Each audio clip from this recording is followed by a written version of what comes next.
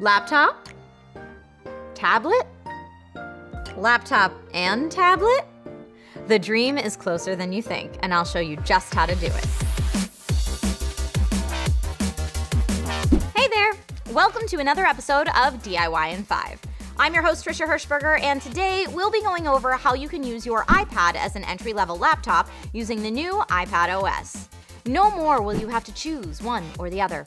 Why not both? To kick things off, what is iPad OS? It's a version of iOS 13 specifically designed for iPads, and it will be compatible with pretty much every iPad device except iPad minis 2 and 3 and the original iPad Air. iPad OS includes almost all the features available in iOS 13, like system-wide dark mode, upgraded photo and video editing, updated maps, and more.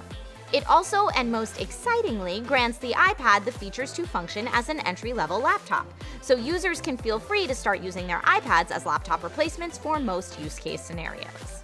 For multitasking power users, iPad OS supports a new home screen, which shrinks down the app icon size and allows you to fit more apps on each page. To allow multitasking, go to Settings, General, Multitasking and Dock, and make sure all the features you need are turned on. The two functions we're going to talk about today are Split View and Slide Over. Split View, which now allows you to open two windows, or spaces, as Apple calls them, from the same app side by side. This is extremely convenient for editing and web surfing, or watching a video and taking notes. Another multitasking option is the Slide Over mode. Now you can add a stack of apps to slide over by dropping another app on top of the Slide Over panel that's already open. To switch the windows over as your full screen apps, simply use the small home bar below the open Slide Over panel. Swipe horizontally on it to switch between apps. Note that, like similar functionality on Android, not all apps support spaces. If you write or edit text on the go, you'll want to pay attention. iPad OS allows you to dislodge and shrink down the virtual keyboard, so it would be easier to tap with just one hand. Just pinch in on the keyboard to shrink it to be the size of the iPhone keyboard.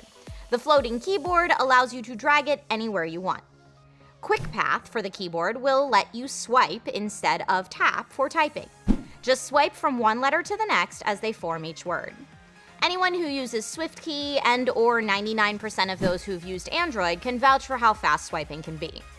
Also, there are new editing gestures for iPad OS. To quickly select a block of text, simply start by swiping from the starting part of the text you'd like to select and swipe to the end and let go. The trick is to swipe quickly, don't tap and hold in the beginning. After you select text or an image, a 3-finger pinch will copy the item and a 3-finger outward flicking gesture will paste the selected item.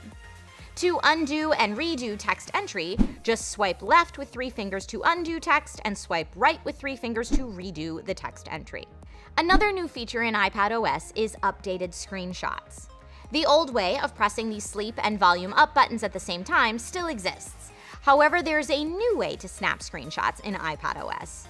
You can use an Apple Pencil and drag up from the bottom left corner to the right into the screenshot markup screen.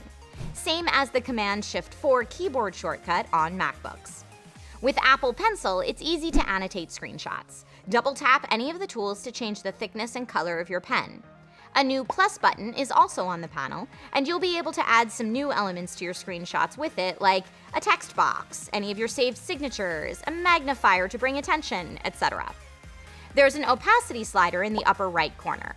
Slide right to decrease the opacity of your screenshot, and slide left to regain the full opacity. New in iPad OS, you're now able to save an entire web page as a PDF document on Safari. Once you select Full Page at the top, a document scrubber appears on the right side. You may use the scrubber to move quickly to a different part of the full page. And with the crop tool on the upper left corner of the screen, you'll be able to crop out unwanted parts easily. One major headache for users previously attempting to use their iPads as notebooks was dealing with the file management. Good news is iPad OS offers a more computer-like file structure with the Files app. You can now share an entire folder rather than just individual files. You're also able to access files from external storage like SSD, USB flash drives, or SD cards. The app now supports a new column view, which is similar to Finder on macOS, and provides a better look at folder hierarchy. This is great for a photographer or videographer who only brings their laptop on location to make backups of their cards. Now you can connect a USB-C hub like the Nucleum and copy footage from your SD card to an external SSD or hard drive. Files also support sharing folders through iCloud now, so you can share documents, images, or various files with your friends, family, and coworkers and always stay up to date. So do you think you will be one of the early adopters who goes sans MacBook out into the wild armed only with an iPad? Why or why not? Let me know in the comments below. All of this feels a bit reminiscent of the early Note tablet days, which I personally enjoyed but never really caught on. If anyone can make a new technology stick, it's usually Apple. Alright everyone, thanks so much for watching. Make sure you like, subscribe, and all that jazz, and I will see you next time with more DIY in 5.